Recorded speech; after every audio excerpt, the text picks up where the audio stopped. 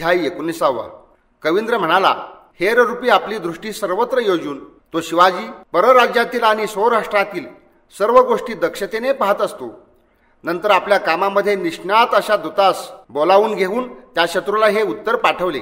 शिवाजी म्हणाला, ज्याने कर्नाटकातील समस्त राजे युद्धामध्ये नष्ट केले, अशा आपण आज माझ्यावर एवढी तरी दया दाखवली, हे फार चांगले केले. आपले बाहुबल अतुल आहे, आपला पराक्रम अग्नितुल्य आहे. आपण पृथ्वी तळाला अलंकृत केले असून आपल्या ठिकाणी मुळीच कपट नाही. जर हे वनवैभव पाहण्याची आपली इच्छा असेल तर आपण या जावळीला येऊन ते पाहावे. आपण इकडे येणे हेच सांप्रत योग्य आहे असे मला वाटते, आणि त्यामुळेच मला निर्भयता प्राप्त होऊन माझे वैभवही वाढेल. भयंकर पराक्रमी अशा आपणा वाचून उन्मत्त मोगलांचे सैन्य, त्याचप्रमाणे आदिलशहाचे सैन्य कसपटासमान आहे असे मला वाटते. आपण मार्गाने दक्षपणे यावे. आपण मागता आहात ते किल्ले आणि ही जावळी देखील मी देतो. ज्यांच्याकडे दृष्टी फेकणे देखील कठीण अशा आपणास येथे निशंक मनाने पाहून माझ्या हातातली कट्यार मी आपणापुढे ठेवीन. हे जुनाट व अफाट अरण्य पाहत असता आपले सैन्य पाताळाच्या छायेचे सुख अनुभवेल. असा सूत्राप्रमाणे अगदी संक्षिप्त पण बहुअर्थयुक्त निरोप सांगून आपल्या दूताला वकिलास शिवाजीने पाठवून दिले. शिवाजीच्या वकिलाने सांगितलेला तो संदेश ऐकून आपण स्वामी कार्य केलेच असे त्या दुर्बुद्धी अफजल खानास वाटले. तो यवन वाई येथे असूनही 3 योजने अंतरावर असलेली जावळी अगदी आपल्या हातात आलीच असे त्यास वाटले. त्यानंतर दरबारात बसून आपल्या सैनिकांना बोलावून त्या महत्वाकांक्षी अफजल खानाने असे राजनीतियुक्त भाषण केले. अफजल खान म्हणाला, तो शिवाजी तर तह करण्याच्या इच्छेने मला तेथे बोलावित आहे, तेव्हा स्वामी कार्य साधू इच्छिणाऱ्या मला येथून तेथे गेले पाहिजे. उमद्या आणि उत्तम रीतीने सज्ज अशा आपल्या सैनिकासह सदोदित जागरूक असणाऱ्या आपणास तेथे जाण्यात भीती नाही. ज्या ठिकाणी काही ना काही कृष्ण कारस्थान असणारच अशा त्या घोर अरण्यात सैन्य घेऊन व त्याची रचना करून आम्ही काही झाले तरी जाऊच. वाघ आणि हत्ती यांचे आश्रयस्थान असलेल्या त्या अरण्यात विश्रांती घेत असताना तुम्हाला त्याची क्षणोक्षणी टेहणी केली पाहिजे. तेथे पर्वताच्या कडावरील अत्यंत मोठा वनसमूह पाहिल्यानंतर माझे हत्ती वन्य हत्तीप्रमाणे तेथे स्वैरपणे विहार करू देत. जरी आकाश कोसळून पडले किंवा वीज कडाडली तरी या अफजल खानाचा बेत बदलणार नाही. माझ्या क्रोधाग्नीने मी तत्काळ वने जाळून खाक करीन, पृथ्वी खणून काढीन व पर्वत जमीनदोस्त करीन.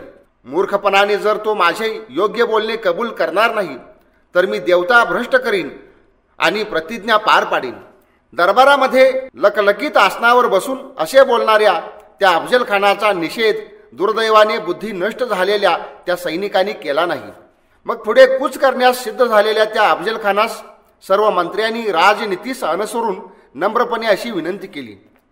मंत्री म्हणाले, खाविंद, आपण जे करू इच्छिता ते आपण अवश्य करावे. जेथे दैवच उभे राहिले तेथे त्याचा निषेध कोण करू शकणार.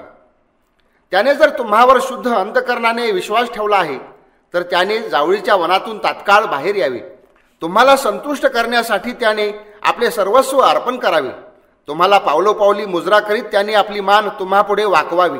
ज्या धनुर्धार्याने लहानपणापासून शंकरा वाचून दुसऱ्या कोणत्याही स्वामीपुढे आपले डोके स्वप्नात सुद्धा नमविले नाही, ज्या महाबलाढ्य पुरुषाची अमानुष कृत्ये बालपणापासून आम्ही ऐकत आलेला आहोत, जो यवनांचे मुखावलोकन करणे सुद्धा अतिशय निंद्य समजतो आणि जो स्वधर्म धुरीन त्यांचे बोलणे मुळीच ऐकत नाही, तो ज्या अर्थी निर्भयपणे आपणास तिकडेच बोलावित आहे त्या अर्थी त्याच्या हृदयात काहीतरी साहस आहे असे आम्हास वाटते. जागोजाग वेळूच्या दाट बेटांनी व्याप्त आहे अशी ती दुर्गम पर्वतभूमी घोड्यानं जाण्यास सुखकर नाही. जिचे तोंड शेकडो वृक्षांनी व्याप्त आहे व जी चढण्या उतरण्यास अगदी आकुंचित आहे, अशा डोंगरी वाटेने हत्ती कसे जाऊ शकतील. तू अल्ली शहाचा प्राण आहेस व दिल्लीच्या बादशहाच्या हृदयातील शल्य आहेस आणि उत्तम सैन्याचा स्वामी आहेस. तू या भयंकर रस्त्यात किंवा खड्ड्यात शिरू नकोस. ज्याने योग्याप्रमाणे आपला आहार विहार व आपली बैठक ही जिंकली आहेत व जो झाडून सर्व लोकांचे गुप्त बेत जाणतो, गरुड ज्याप्रमाणे सर्पांचा फन्ना उडवतो त्याप्रमाणे जो किल्ल्याच्या माथ्यावर उडी मारून तटांच्या आत असलेल्या शत्रूंचा निपात करतो, जो न कळता अगणित कोस दूर जातो, जो मित्र कोण आणि शत्रू कोण हे मनानेच जाणतो, लोकांना ताप देणाऱ्या आपणाकडून अपमान केली गेलेली तुळजादेवी, ज्याला सदोदित सहाय्य करते व जो पुष्कळ सैन्याने युक्त आहे, अशा त्या शत्रूकडून राहिलेल्या महाअरण्यात अभिमानी असलेले आपण कसे जाल? असे त्यांचे भाषण ऐकून द्वेषाने अंध बनलेला व रागाने डोळे लाल झालेला तो उन्मत्त त्यांचा धिक्कार करून म्हणाला. अफजल खान म्हणतो, स्वभावतः गर्विष्ठ असा जो शत्रू अपराध करीत आला आहे, तो आपणहून आमच्या समीप कसा बरे येईल? अमानुष कृत्य करणारा अशी जी त्या मनुष्याची तुम्ही प्रशंसा करता, ती माझा पराक्रम न ओळखल्यामुळेच करता असे मी समजतो. ज्याच्या दौडणाऱ्या घोड्यांच्या खुराकरानी कर्नाटकामधील राजांच्या सैन्याचे निर्दारण केले, ज्याने सर्व स्थाने फोडून टाकून सांप्रत सर्व देवांना भ्रष्ट केले, त्या सर्व श्रेष्ठ व क्रोधाग्नीने संतप्त अशा मला जवळ आलेला पाहून प्रत्यक्ष यमसुद्धा भीतीने माझ्याशी आज तह करेल.